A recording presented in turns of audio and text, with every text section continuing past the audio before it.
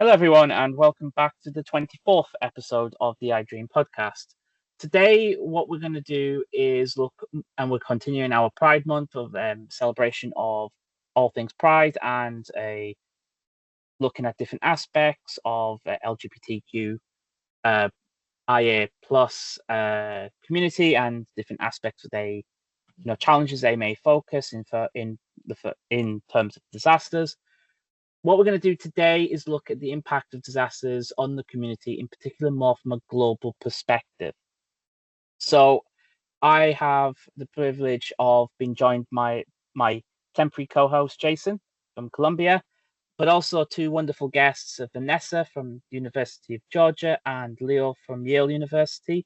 So, first of all, would you both like to introduce yourselves?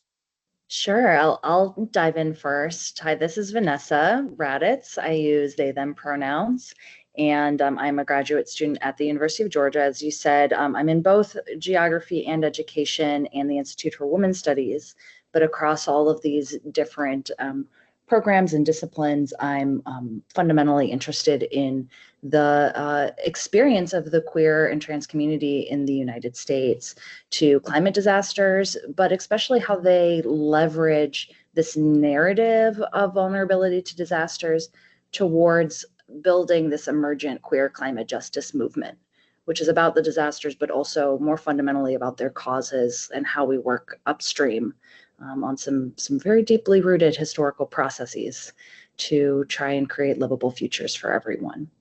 So that's me in a nutshell, and I'm really excited to also be here in conversation with Leo. Hello, everyone. My name is Leo Goldsmith. My pronouns are he, they. I am a graduate student at the Yale University School of Environment. And so my work really focuses on how the environment can disproportionately impact both the mental health and physical health of sexual and gender diverse communities. And I really want to, or I am focusing on those with intersecting marginalized identities. So for example, transgender people of color who may also have disabilities. And so I've had I've had a long background in looking at climate-related disaster impacts on LGBTQ plus people. Vanessa and I both have written a paper called Queer and Present Danger, Understanding the Disparate Impacts of Disasters on LGBTQ plus Communities, which was published in the Disasters Journal back in 2022. And so very excited to be here and discuss this topic with you all. And it's wonderful to have you both here with us. So actually, first of all, I'll dive in with the first question. Actually, what interests you first into looking at LGBTQAI plus community in terms of your research?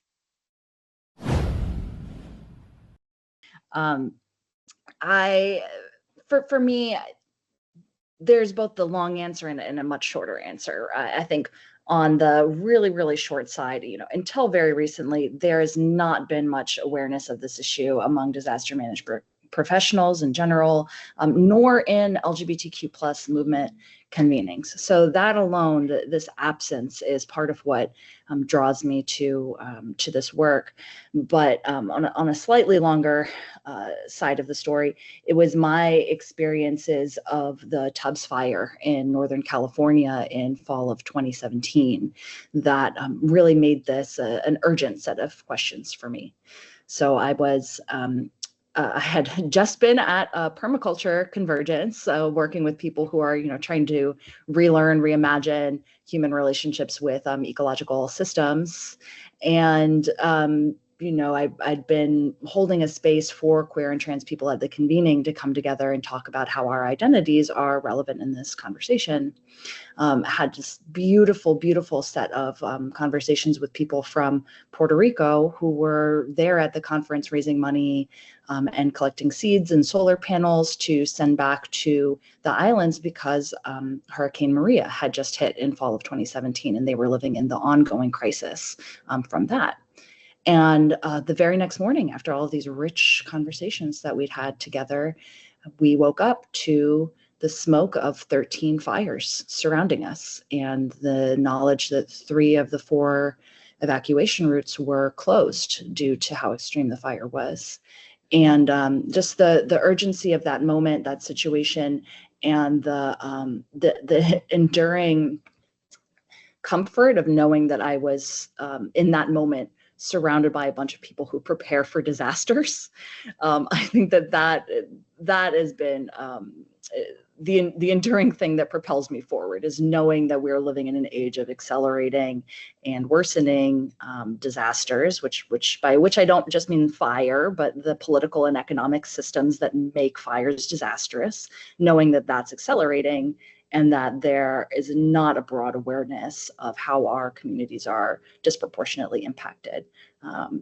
Got me in the field and has kept me in it. Thank you for sharing that, Vanessa.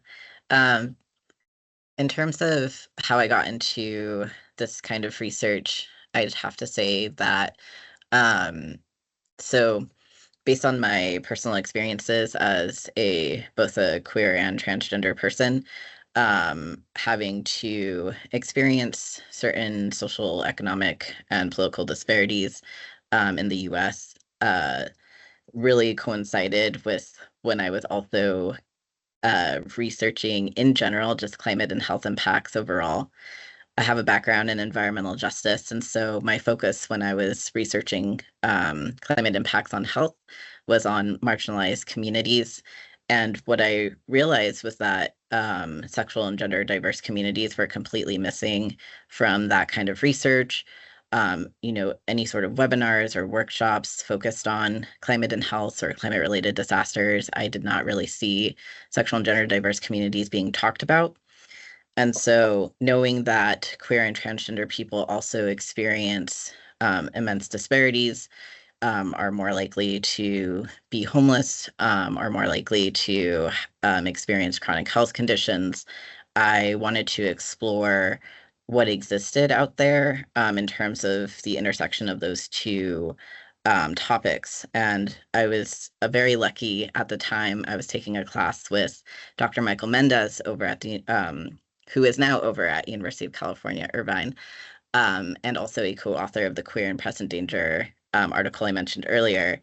And he really encouraged me to pursue this. And I don't think without that encouragement and his mentorship that I would have.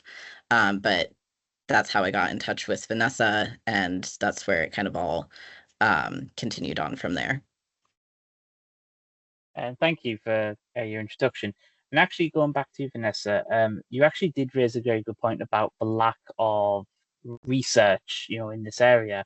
So actually, in a podcast back on the 3rd of June with Kevin Blanchard, who is a researcher here in the UK, on this very matter, and he actually said the exact same thing. He said that there's very little or no research on this area, and until about 3, 4, 5 years ago, and arguably him and his team with Maureen Fordham at the UCL were one of the very first who really were, especially from the UK, were really pushing this matter.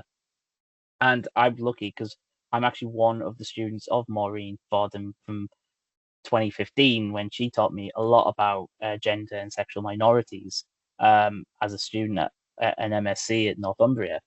And so coming to something that I asked Kevin, which actually be interesting to get your perspective on, what are the unique challenges that the community face during natural hazard of disasters, but also human-induced disasters as well? Yeah, absolutely. And it's really interesting that Kevin said that as well. Kevin is one of those people that I have been able to turn to in the literature as we, as Leo and I made this bridge to bringing this international body of emerging work to the United States. I'm really grateful for folks like Kevin, to Dale Domini Howes, to Andrew Gorman Murray, and so many of their colleagues that for about 10 years now have, I think, been at the helm of encouraging a global set of researchers to look into this. And there's now a book coming out just this year, actually, that I think represents the state of the field internationally in this topic. So there has been very little written, but also thanks to a handful of people, there has been something written now. And so we have something that emerging scholars can turn to as they get into this topic. So just want to acknowledge that. And so Leo and I were bringing this to the United States context, which globally has been seen as a leader in LGBTQ issues. I think, our LGBTQ movement in the United States is often an inspiration in other countries, for better or for worse. There's a lot to be said on that. But we're here in Pride Month, right, which is an acknowledgement of the Stonewall riots in the United States, but is now recognized internationally as part of a global movement towards the liberation for gender and sexual minorities across the world. And yet, even in the United States, we found that there were disproportionate impacts of disasters, even in this very, relatively supportive context. And we identified kind of three main drivers of discrimination, and then also what we called contextual vulnerabilities. What if, hey, Leo, since I'm just sharing what we wrote together, I could share a little bit about the unique drivers, and then how about I turn it over to you for more of the contextual vulnerabilities? Sure. So yeah, so we highlighted on this idea of unique drivers of discrimination, which is what people are always asking us about. They want to know, like, how are LGBTQ people, among all marginalized communities, how are you all particularly discriminated against? And what we found is we have these inequitable government disaster response programs. This was true under the Biden administration when we published this, but it is even more so true in the current context of the second Trump administration. And that includes and is related to, but somewhat distinct from our second major point, which is that there's a lack of recognition of LGBTQ plus families. And this is both in kind of official policies and paperwork, but also in the kind of less official everyday ways that shelters and mass feeding programs and all sorts of institutional responses to disasters, how they train their staff, how their staff make people feel welcome or unwelcome, how their staff use their own biases to discriminate against people. So there's both an institutional and an interpersonal level to this. And then third, which is highly related again, is the rise of faith-based organizations in disaster relief. This is, I think, probably true in many places, but what we were able to highlight is how in the United States, with the decrease in federal funding of disaster relief and management, preparedness, the whole cycle,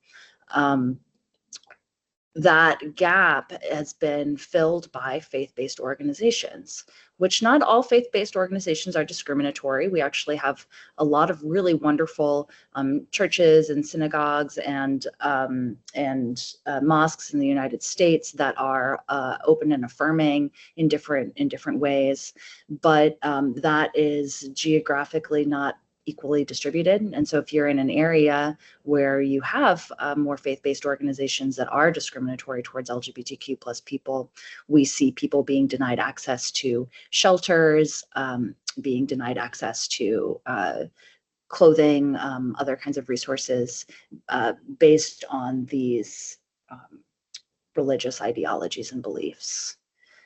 So this is what people are always asking us about, and those are our three that we highlight. But really, it's way broader than this. So yeah, Leo, if you could share more on that. Yeah, absolutely. So to go more into like the broader impacts on LGBTQ plus communities in the United States. So kind of a little bit of what I mentioned before, is that LGBTQI plus people experience social, economic, political, and health disparities that can place them at a higher risk for exposures, impacts from disasters, and also lack of adaptive capacity. So LGBTQI plus people are more likely to be unhoused, have less social support, live in poverty, have chronic or mental health outcomes, and are more likely to be incarcerated, and as well as being more likely to be food insecure, among many other types of disparities. And just to give a statistic that was provided by the Williams Institute. They did a report on the climate change exposures on LGBTQI plus communities. They found that a 1 percentage point increase in the county level proportion of same-sex couples relative to opposite-sex couples is associated with a 15.27 percentile increase in the NASA exposure risk projections.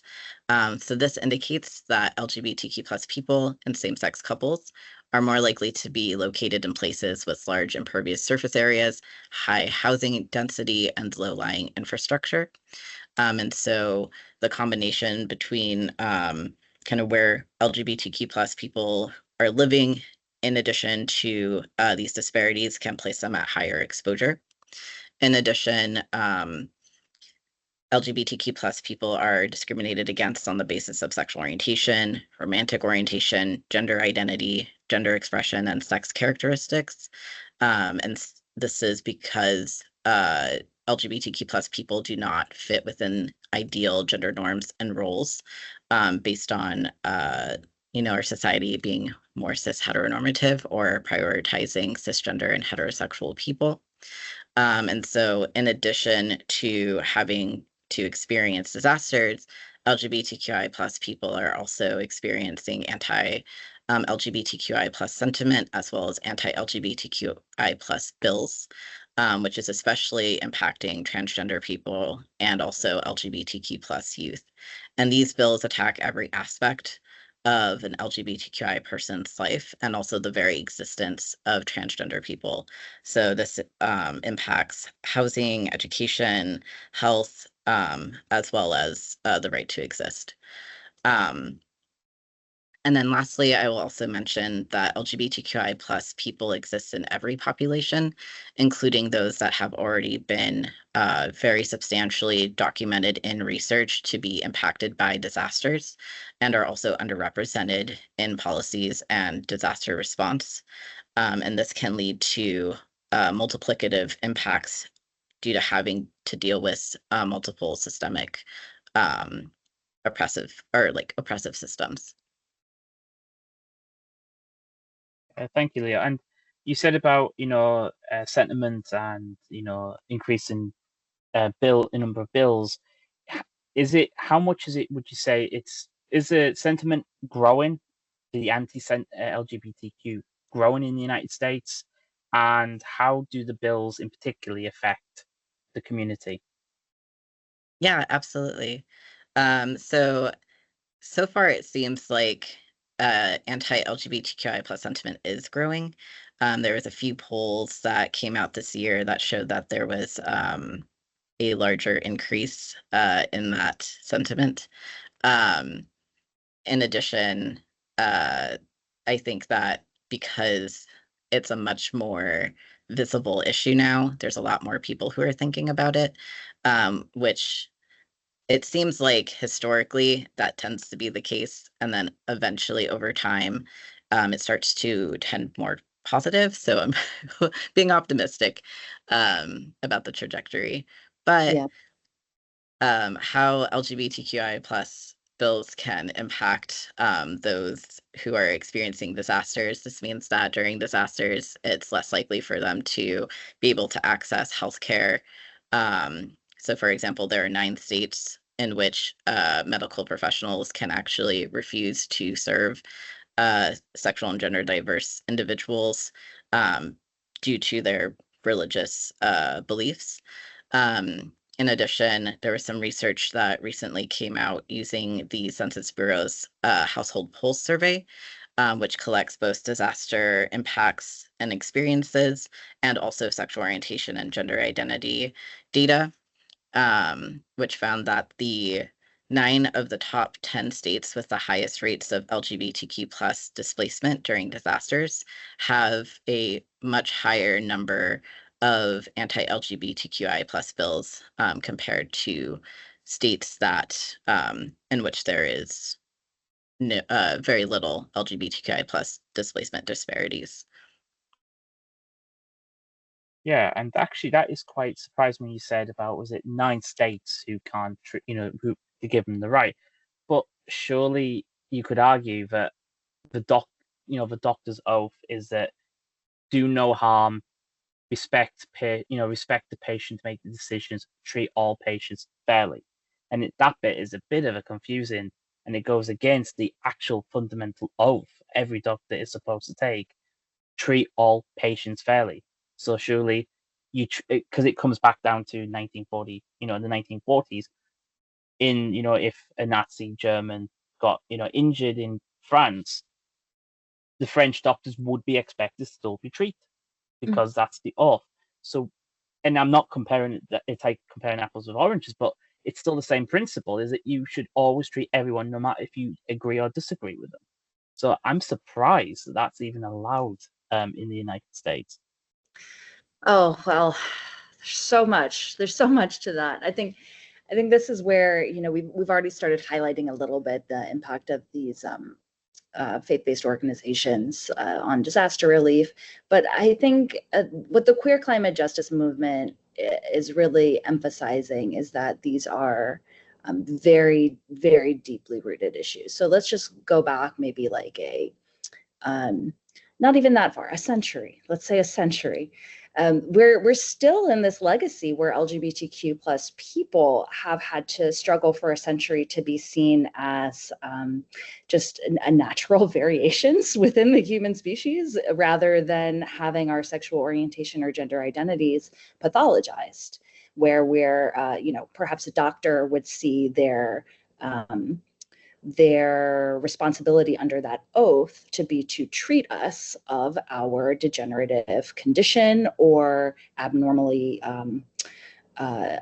behavior, or perhaps even criminal behavior, right? So we're still living within a very recent context of people struggling to have our full selves have equal treatment within medical system, instead of having a particular part of ourselves, which is a naturally occurring variation within the human species, and actually among many species, globally, if we want to think across the human and non-human. There's the cis heteronormativity is actually the aberration.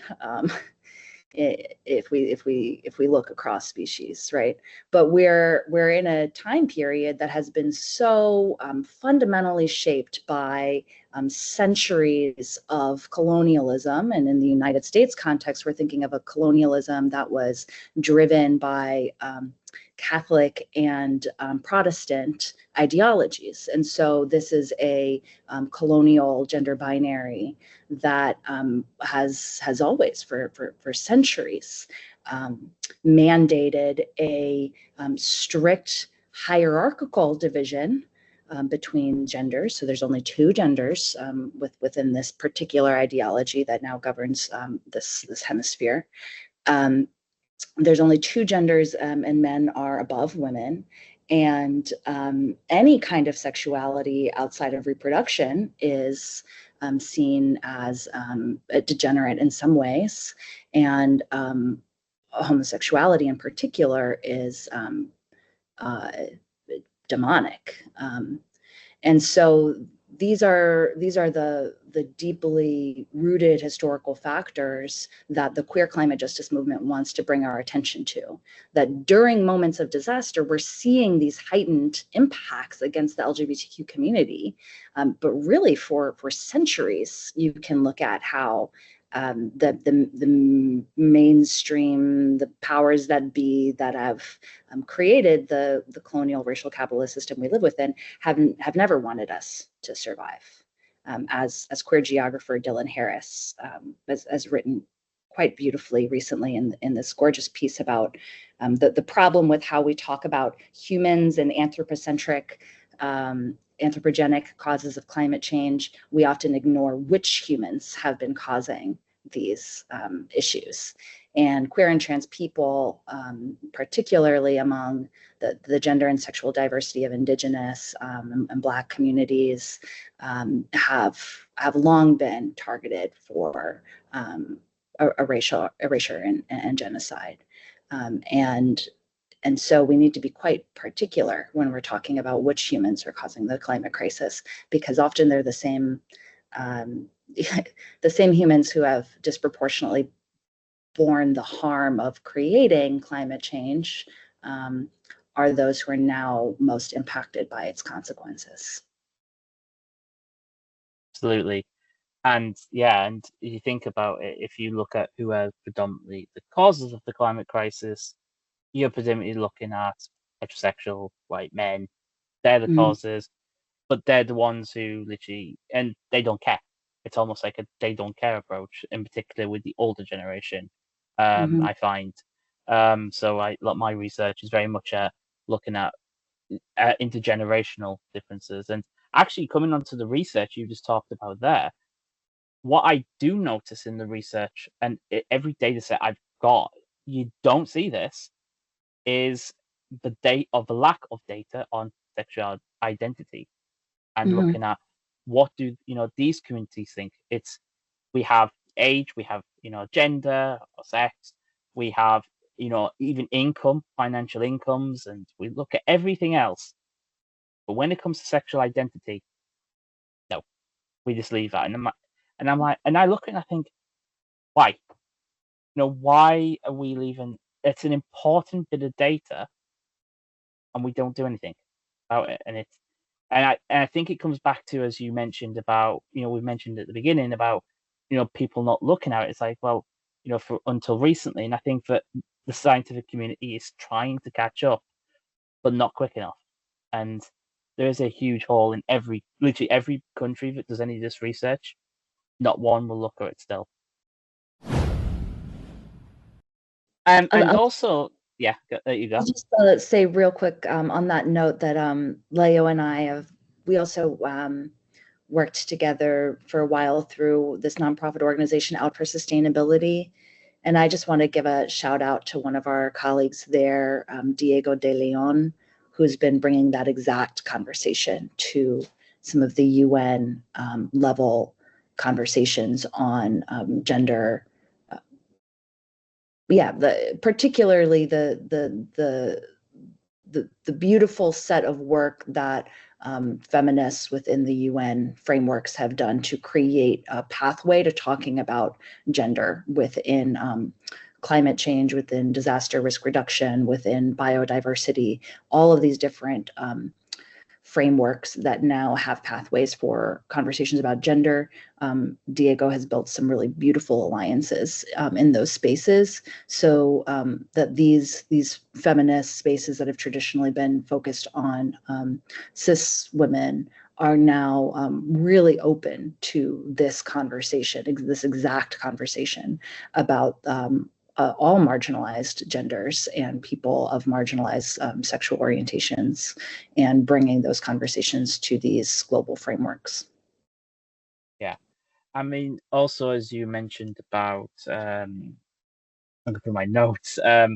We were talking about, bills. We've been talking about, sentiment and how people have been, communities have been affected. And me and Jason literally did a recording yesterday, and for those who are listening, that was the episode that's out today on the 10th, and will be out on the 13th in particular.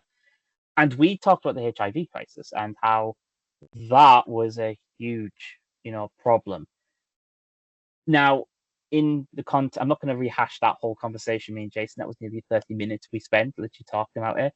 But one thing that we didn't talk about in context was the repercussions that had. So, give a bit of background is that in the UK we decriminalised homosexuality, particularly for men, in 1967, and as we get through the 70s and we're moving towards the early 80s, there was a lot of liberation, and a lot of started to grow acceptance. But then the HIV crisis came and it just basically wiped clear all the progress to the point where Margaret Thatcher, our Prime Minister, in 1988, signed the what we called Section 28 Act, which is it is forbidden for all local authorities to promote or teach homosexuality behaviour, to the point where you are not even allowed to say that it's acceptable practice in schools. A teacher could not say that's normal, could not teach that. And that didn't get repealed until 2003 in the UK. And that's a legacy of HIV left on the community. Now, the one other legacy, and I have talked about this in a previous podcast, is the impact it had on MPOX in 2022.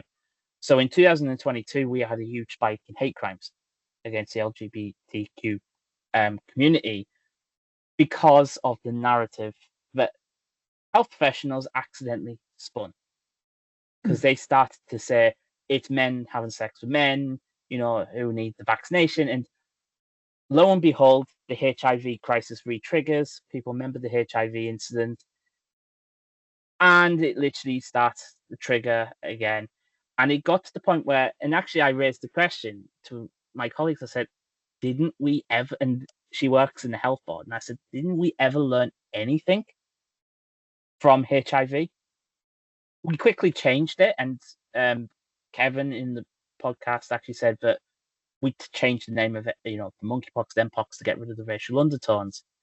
So we have learned some, but I feel that when it came to the full framing, the narrative that we tried to promote, we just did not learn anything, really. We still basically put our foot in it.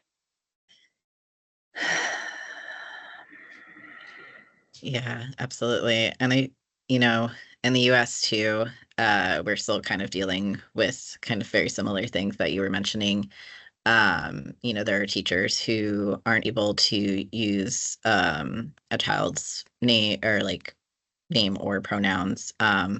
In addition, teachers are being fired for being queer or trans in the United States. Some schools, you're not allowed to talk about it or teach about it or anything like that. And so, unfortunately, that's been continuing here. I do want to mention, too, on the HIV note, that those people who are living with HIV are also very impacted by disasters. In the US, like during Hurricane Fiona, it was found that people who were living with HIV in Puerto Rico lost access to necessary medications and services. And this was because people who are living with HIV are more likely to be unemployed or lack transportation due to this existing and continuous HIV stigma, as well as anti-LGBTQI plus sentiment. During fires in 2021 and 2022 in California, there was research that found that those who are living with HIV experience impacts to their healthcare, like accessing medications, clinics, and clinic staff. They had impacts to their mental health, their physical health. There were social and economic impacts, as well as impacts to nutrition and exercise. And also during flooding events, extreme precipitation events, or hurricanes. If their buildings or their homes are flooded, it can create mold, which can potentially lead to opportunistic infections in those who are living with HIV.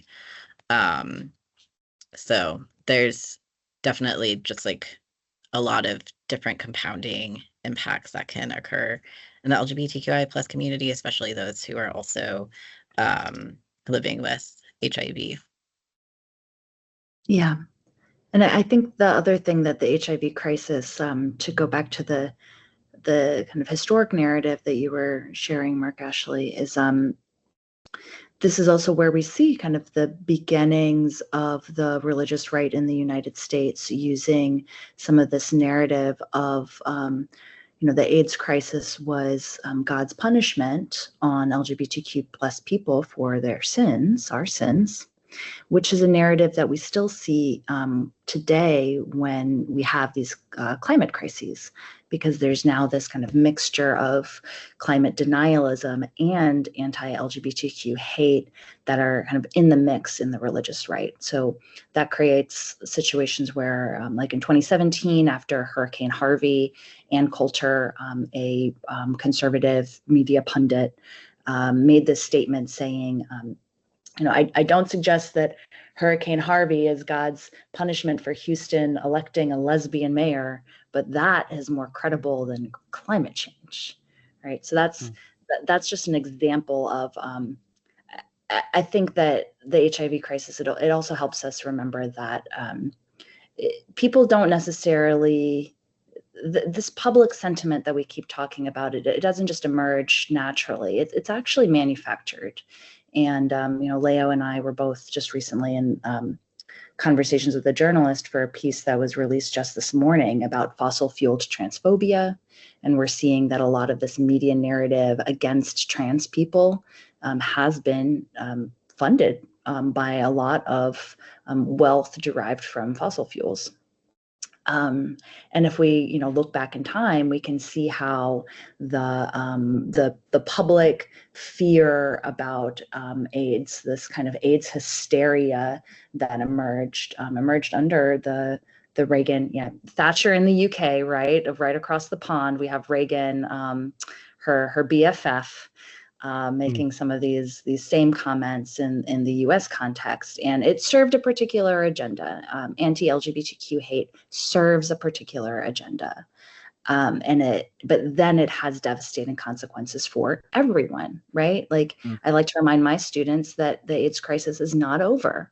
We still have a global AIDS crisis, actually getting much worse right now in the aftermath of all of the USAID funding cuts.